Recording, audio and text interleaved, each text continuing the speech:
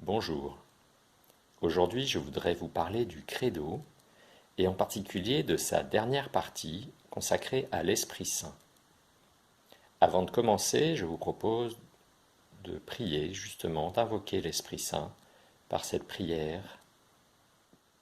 Viens, Esprit Saint, emplis le cœur de tes fidèles, allume en eux le feu de ton amour.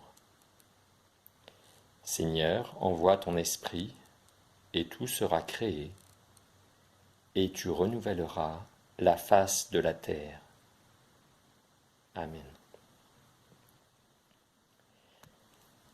Voilà, donc vous avez noté que le credo correspond à la structure de la Trinité, puisque dans la première partie, nous disons « Je crois en Dieu, le Père Tout-Puissant », qu'ensuite, très rapidement, nous disons « Et en Jésus-Christ, son Fils unique, notre Seigneur ».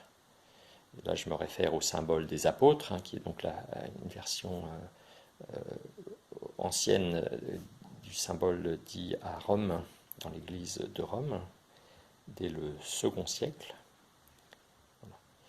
Et la dernière phrase dit d'un seul tenant « Je crois à l'Esprit Saint, à la Sainte Église catholique, à la communion des saints, à la rémission des péchés, à la résurrection de la chair, à la vie éternelle. Amen. » C'est donc une seule phrase qui invoque des notions importantes. La Sainte Église catholique, les saints, la rémission des péchés, la résurrection de la chair, la vie éternelle. Donc ça va être le sujet d'aujourd'hui, que d'essayer de détailler la cohérence de tous ces éléments invoqués autour de l'Esprit Saint.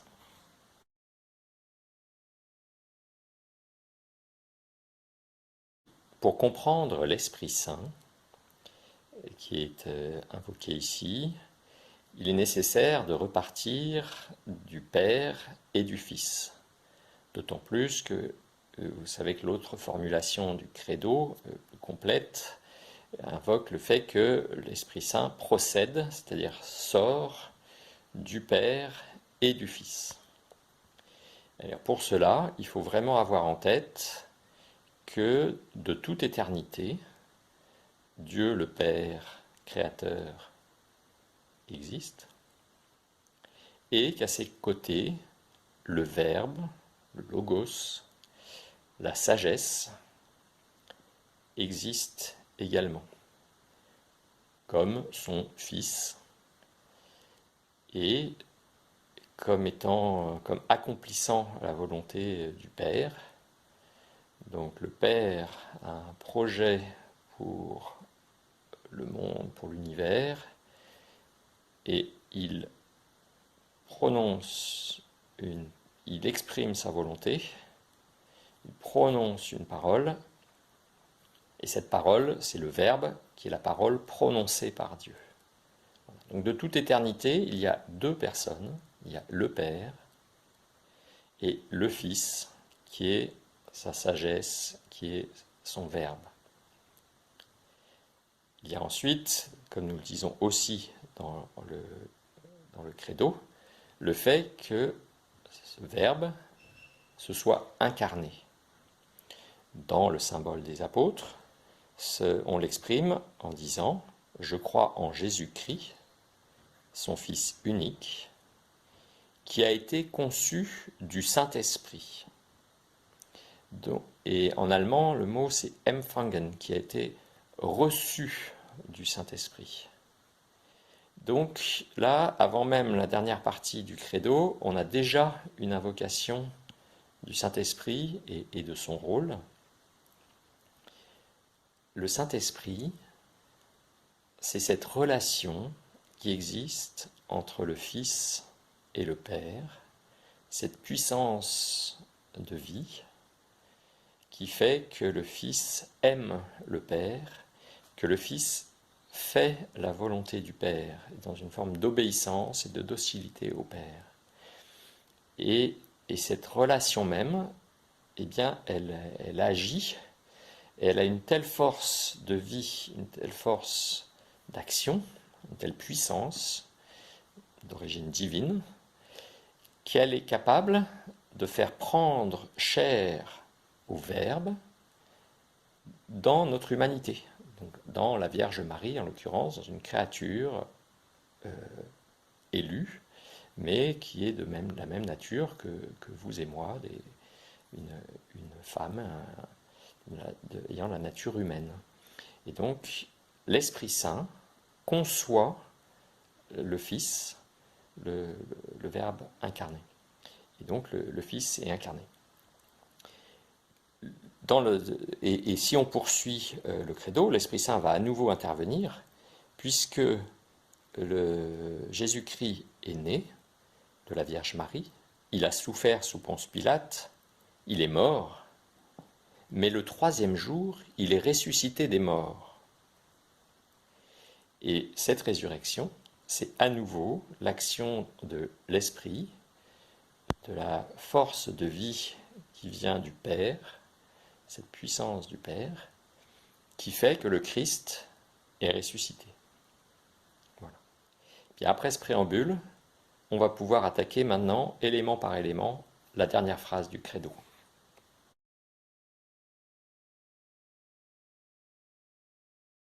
Je disais à l'instant que l'Esprit Saint avait permis la résurrection de Jésus, avait permis une résurrection qui n'est pas seulement une simple réanimation, comme Lazare a pu être réanimé par Jésus, mais il a fini par mourir, ou la fille de Jaïr, le chef de la synagogue.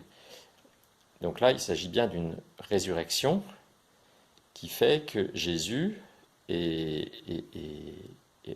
dans son humanité, a retrouvé la vie éternelle, pour toujours. Et il est avec nous tous les jours jusqu'à la fin des temps. Voilà.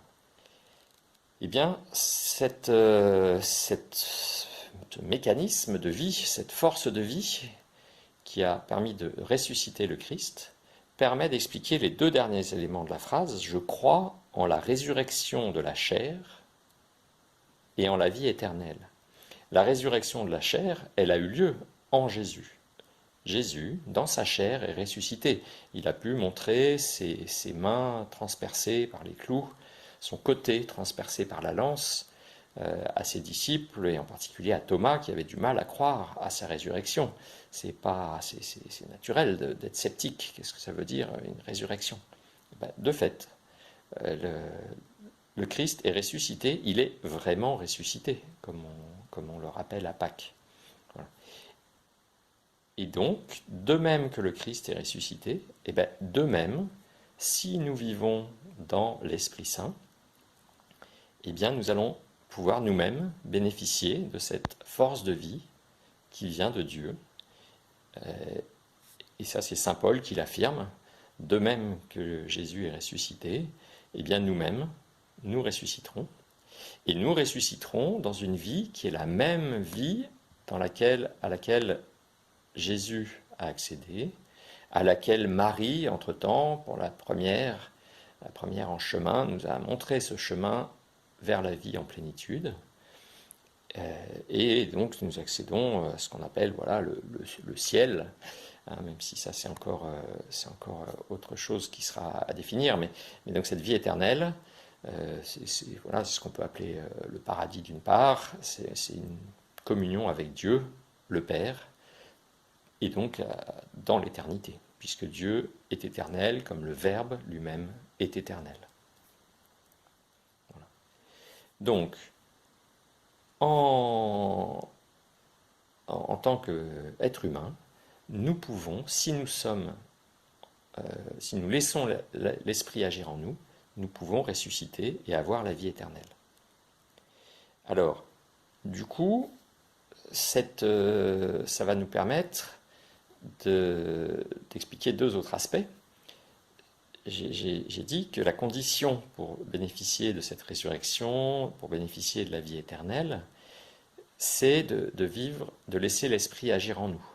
Ça, de la même façon, dans l'Épître aux Romains, saint Paul nous explique bien qu'il y a en nous cette tendance naturelle à vivre selon la chair, avec notre sensibilité, avec nos capacités propres, nos facultés propres, mais que la chair ne sert de rien et que la chair est destinée à mourir. Mais qu'en revanche, par l'Esprit Saint, donc quand nous affirmons que nous croyons à l'Esprit Saint, eh bien, par l'Esprit Saint, nous pouvons accéder à cette vie, enfin, nous pouvons accéder à une vie nouvelle. Voilà. Donc je crois en l'Esprit Saint, et je crois à la Sainte Église catholique. Quel est le lien entre Esprit Saint et Église, et en particulier Sainte Église catholique? On va y revenir tout de suite.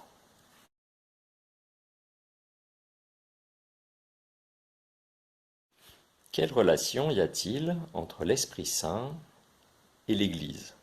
Avec un grand E, je crois à la Sainte Église avec un grand E. Eh bien, on va devoir faire un peu de logique. Si je crois en l'Esprit Saint, alors je crois en l'Église. Et pour ça, on va essayer de redéfinir ce qu'est l'Église. L'Église, est-ce que c'est un simple bâtiment? Est-ce que c'est seulement une association de gens qui se réunissent? Ou, comme le sous-entend cette expression, est-ce que l'Église, ce ne serait pas le rassemblement de ceux qui justement croient en Dieu le Père, en Jésus-Christ son Fils et en l'Esprit Saint? Et moi, je pense que cette définition est beaucoup plus pertinente. Le fait de seulement, par exemple, adhérer à l'Église de façon conventionnelle, de façon sociologique, comme ça a pu être le cas, par exemple, au milieu du XXe siècle. Il y avait, par tradition, dans des familles, on disait « je suis catholique, donc je vais à la messe, donc je crois en Dieu ». Bon, très bien. Mais est-ce que, pour autant, ces personnes pouvaient affirmer pleinement tous ces éléments du credo? Je crois que Jésus a été conçu du Saint-Esprit. Ben, ça suppose qu'il croit que l'Esprit Saint agit et a cette force de donner la vie à partir de rien. Est-ce que je crois que Jésus est ressuscité, qu'il est monté aux cieux, qu'il est assis à la droite de Dieu? Est-ce que je crois en l'Esprit Saint, en cette force qui a donné la vie à Jésus, qui a permis de s'incarner, qui l'a permis de ressusciter, qui me permettra un jour, moi-même, et d'ores et déjà, de vivre de cette plénitude de la vie, et au-delà de la mort, de ressusciter dans la chair et de jouir de la vie éternelle? Est-ce que j'y crois pleinement? Eh bien, ça, c'est une définition qui me paraît beaucoup plus pertinente. Est chrétien celui qui croit, qui adhère à ça, et pas seulement de façon intellectuelle. Oui, c'est un principe, une idée à laquelle je suis d'accord. Non, c'est tout mon être, donc mon cœur, mon âme, en lien avec en cohérence avec mon intelligence, mais de tout mon être, je crois, je suis persuadé, j'ai fait l'expérience que ce Dieu existe. Et ça, dans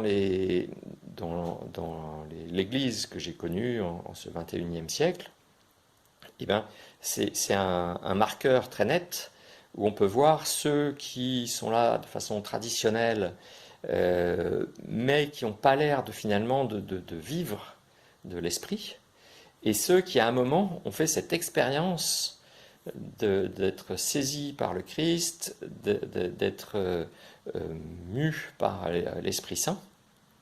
Voilà. Et cette bascule, c'est très beau de pouvoir entendre des témoignages de personnes, et en particulier les convertis, mais surtout ou des chemins enfin des personnes qui ont fait un chemin progressif. Ça peut être un peu soudain comme Saint Paul, ou ça peut être très progressif, ce travail de la grâce qui fait que la personne accueille pleinement le Christ en lui, en elle. Voilà. Et en particulier pour ceux qui ont eu la chance de connaître les parcours alpha, c'est tout un cheminement sur une dizaine de soirées, et à un moment il y a le week-end sur le Saint-Esprit. Et alors certes il y a un enseignement, Il y a des partages, comme chaque séance de ces parcours alpha, mais il y a surtout ces temps de prière et cette invocation de l'Esprit Saint pour que l'Esprit Saint vienne toucher les cœurs et vienne ouvrir les personnes pour qu'elles accueillent pleinement le Christ. Voilà. Donc ça, c'est pour définir ce qu'est l'Église. L'Église, c'est ceux qui sont en communion, enfin ceux qui ont accueilli l'Esprit Saint, ceux qui ont accueilli le Christ. Alors c'est deux façons de nommer la même chose, et là je voudrais revenir sur ce lien. Qu'est-ce que ça veut dire accueillir le Christ, comme le donnent certains, vivre avec le Christ, aimer le Christ, et qu'est-ce que ça veut dire vivre dans l'Esprit? En quoi c'est la même chose?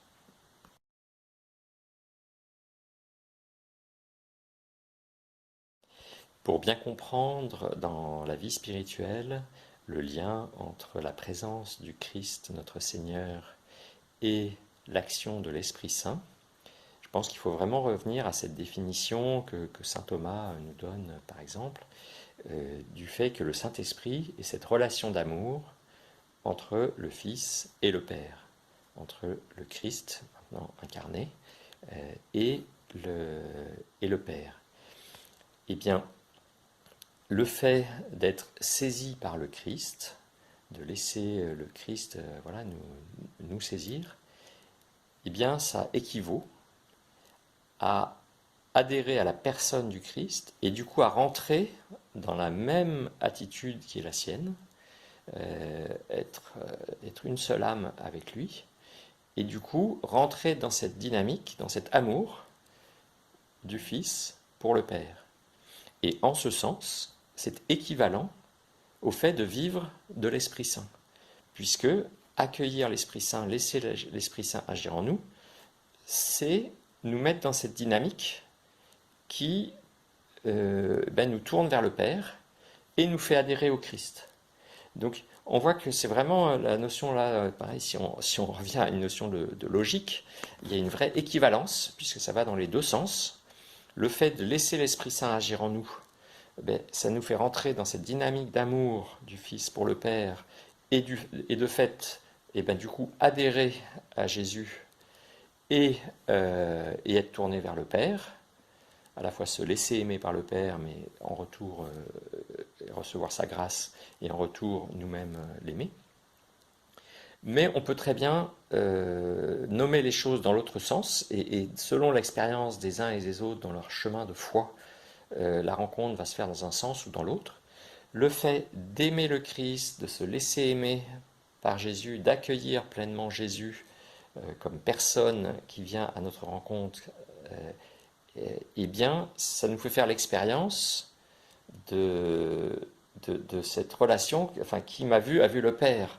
Et donc, quand on voit le Christ, quand on aime le Christ, quand on apprend à connaître le Christ, et bien de fait, le Christ lui-même nous tourne vers le Père, puisque, comme il l'affirme, qui m'a vu a vu le Père.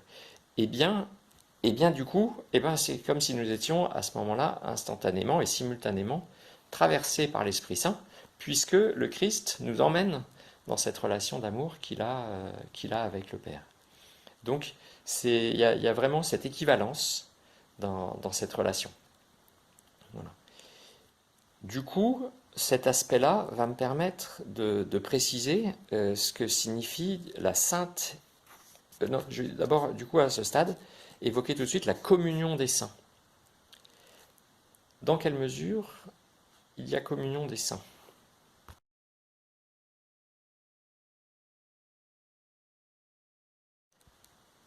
Maintenant que nous avons précisé cette équivalence entre l'union au Christ et l'action de l'Esprit Saint en nous, eh bien, nous allons pouvoir définir ce qu'est la sainteté, puisque nous croyons à la Sainte Église et nous croyons à la communion des saints. Donc, qu'est-ce que la sainteté? Et qu'est-ce que l'Église catholique? Qu'est-ce que c'est que cette notion de catholicité? Alors, je vais commencer par cette définition. Catholique, ça signifie universel, c'est-à-dire qu'il s'adresse à tous. Voilà. L'Église catholique, elle, elle, comment dire, elle affirme, l'Église catholique affirme seulement que le Christ invite tous les hommes de façon universelle donc à s'unir à lui dans cette dynamique que nous venons d'évoquer, donc dans l'Esprit Saint, à laisser l'Esprit Saint agir en chacun pour être tous tournés vers le Père, et que c'est le projet du Père de nous unir en lui dans la Jérusalem céleste. Et de ce fait, l'Église catholique, eh bien, c'est juste ce projet de Dieu d'unir l'humanité en lui. Et en ce sens, comme sur mon chemin de foi, plusieurs religieux me l'ont affirmé et m'ont aidé à avoir une vision œcuménique et très élargie de l'Église, il ne peut y avoir qu'une Église.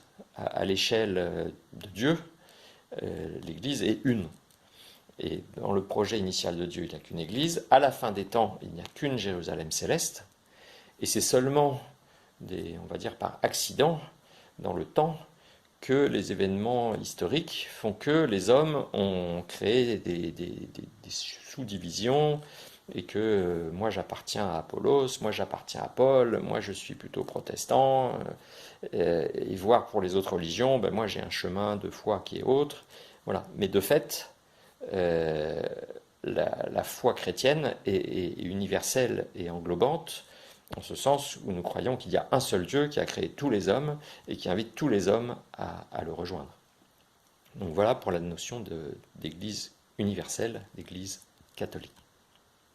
Et maintenant, cette église catholique, eh bien, comme je disais, elle consiste à la réunion de tous les chrétiens, de tous ceux qui cherchent de plus en plus à être unis au Christ, parce que c'est un chemin d'approfondissement.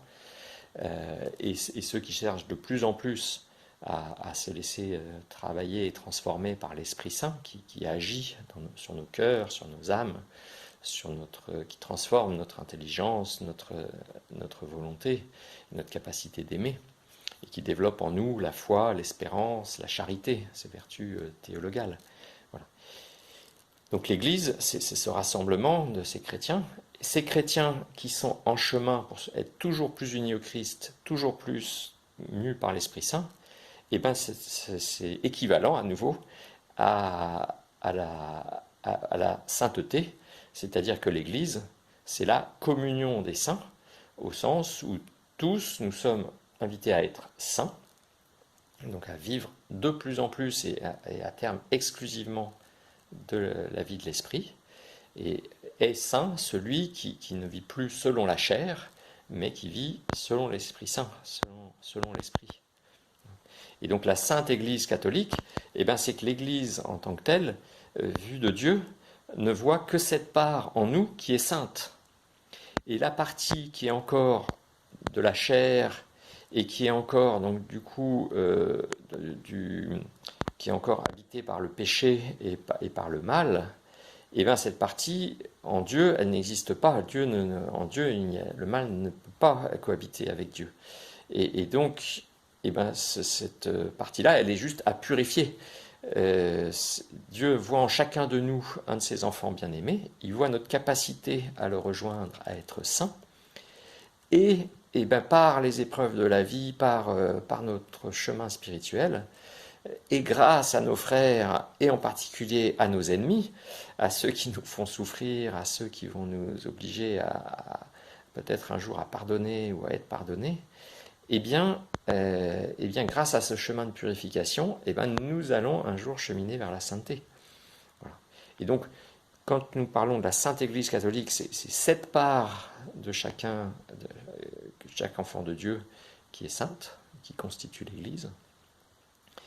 Et quand on parle de la communion des saints, eh bien c'est le fait que une fois qu'en tant que chrétien, on a pris conscience qu'on assume en affirmant ce credo que l'on est chrétien et donc en chemin vers le Christ et donc en union avec le Christ, et bien du coup, par cette union avec le Christ, se fait la communion, c'est-à-dire l'union ensemble, comme c'est un préfixe qui veut dire ensemble, eh bien, nous sommes tous réunis dans le Christ, par l'Esprit Saint, tournés vers notre Père unique. Voilà. Donc la communion des saints, c'est cette foi-là, et c'est ce qui nous permet, en tant que catholiques, de prier, de savoir que l'on peut avoir une relation avec toutes les autres personnes, tous les autres chrétiens, qu'ils soient vivants ou morts, parce que en Dieu, leur âme est vivante, et que en Dieu, par l'Esprit Saint, nous pouvons être en communion, comme le font l'expérience, par exemple, voilà, tous ceux qui ont fait l'expérience de la prière, mais peut-être en particulier, par exemple, les veufs qui ont perdu leur conjoint, mais qui font cette expérience d'une proximité, d'une présence qui les aide à vivre au quotidien et qui font qu'ils ont, ils ont concrètement enfin, ils vivent de cette relation avec leur ex-conjoint, combien même il est mort sur terre, mais vivant en Dieu. Voilà. Le dernier point qui va nous rester à expliquer, c'est je crois à la rémission des péchés. A tout de suite.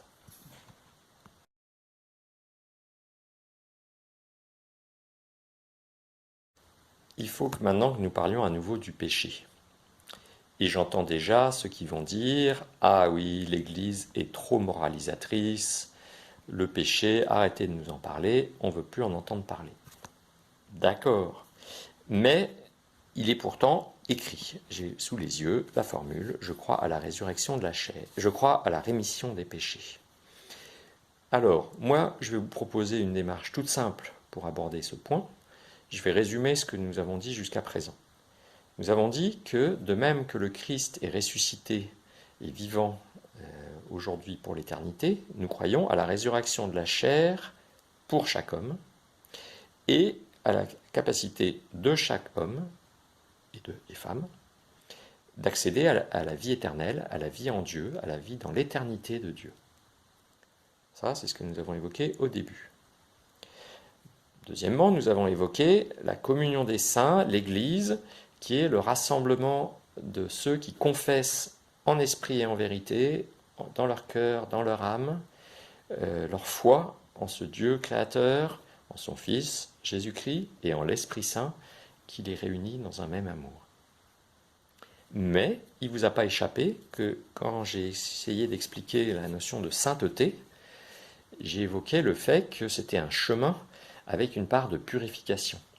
Parce que dans notre nature humaine, et là il faut aussi que j'assume cette notion de péché originel, dans la nature humaine, l'homme, les premiers hommes, Adam, Ève, ont rejeté le projet de Dieu qui faisait que les premiers hommes ont vécu 1000 ans comme Mathusalem, qu'ils n'avaient pas travaillé parce que tout leur était donné dans le jardin d'Éden, que toutes les espèces d'animaux vivaient en paix, que toutes les espèces d'arbres et de plantes étaient bonnes à manger et suffisaient à nourrir l'homme. Voilà, ce projet initial de Dieu a été perverti pour une part par l'homme et ses limites, mais pour autant, le projet de Dieu, c'est ça la bonne nouvelle, le projet de bonheur, de béatitude que Dieu a pour chaque homme et pour l'humanité entière, subsiste. Dieu est, il est de toute éternité, et justement la substance de Dieu, l'être de Dieu, c'est ce qui dure, c'est ce qui demeure. Dieu, c'est notre roc, c'est notre citadelle.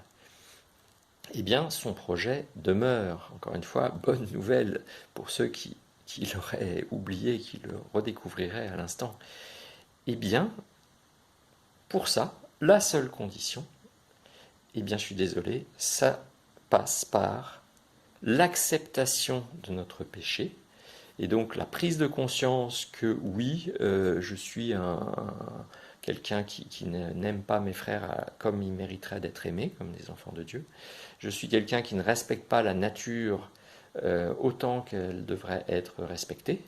Je suis quelqu'un qui a toutes ses limites.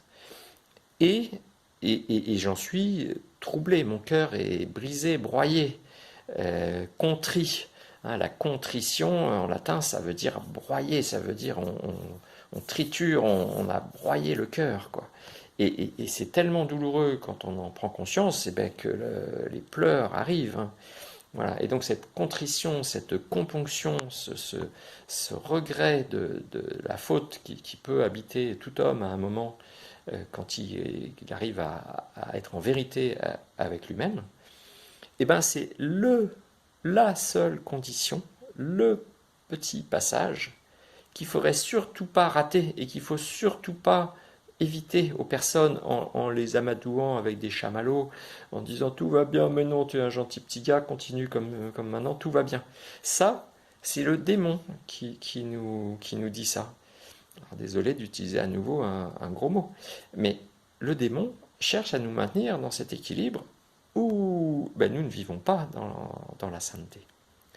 Eh bien, dès lors que nous avons accepté notre condition pécheresse, et dès lors que, dans un chemin d'humilité, nous acceptons de reconnaître que Jésus est le seul sauveur, que Jésus est notre sauveur, dès lors que du coup, en le connaissant, en connaissant son Père, nous accueillons leur miséricorde, nous avons compris que leur projet de bonheur n'est pas un projet d'humiliation qui nous écraserait de leur hauteur et de toute puissance dominatrice, mais bien au contraire un projet de libération, la seule vraie libération, la seule vraie vérité pour aller vers la seule vraie vie, dans la plénitude de l'amour. Ben voilà, dès que nous avons accueilli Dieu en ce qu'il est, le plus fondamentalement, c'est-à-dire Dieu est amour, Dieu est miséricorde, Dieu est vie en plénitude, eh bien, alléluia, nous sommes ressuscités avec lui. Et donc, en ce sens, moi, je crois à la rémission des péchés, mais énormément, et j'en ai bénéficié, et merci Seigneur de m'en faire bénéficier, de m'en avoir fait bénéficier, et à chaque fois que je chute, de m'aider à prendre conscience que j'ai chuté, et de m'aider à rentrer dans la contrition, et m'aider à déposer mes péchés à tes pieds. Et comme le dit la petite Thérèse, mais dès que le péché a été pleinement nommé par l'homme, accueilli par l'homme, mais il est comme une goutte d'eau dans le brasier ardent de l'amour de Dieu, ou au contraire comme une allumette dans l'océan d'amour et la plénitude d'amour de Dieu. Voilà. Et pour finir sur ces images avec les éléments, moi j'ai été aussi marqué par cette image de Saint Jean de la Croix qui compare notre vie à la flamme d'une bûche. Au début, la bûche, elle est un peu humide, alors ça fait de la fumée. Et puis il y a toute l'écorce, il y a tous les déchets qui font une combustion qui est incomplète. Et puis progressivement, la grâce de Dieu, l'amour de Dieu vient embraser le cœur de notre être, le cœur de la bûche. Et à ce moment-là, la bûche, elle est feu. Et on ne fait plus la distinction entre la source, le feu, la grâce de Dieu, la gloire de Dieu, la plénitude de Dieu et l'être de la personne. Et là, quand nous sommes transformés dans cette plénitude-là, eh bien, c'est là qu'arrive la sainteté. Et c'est là que je crois à l'Esprit Saint, à la Sainte Église catholique qui réunit le monde entier dans ce chemin de sainteté, que je crois à la communion des saints avec mes frères, parce que vous êtes tous mes frères, mes sœurs, mes bien chers frères et sœurs, que je crois à la résurrection de la chair, ben oui, puisque Dieu m'a créé, c'est pas pour après me réduire à néant et que plus rien n'existe pour la vie éternelle, et que de façon éternelle, nous allons louer le Seigneur tous ensemble dans la Jérusalem céleste. Amen, ainsi soit-il.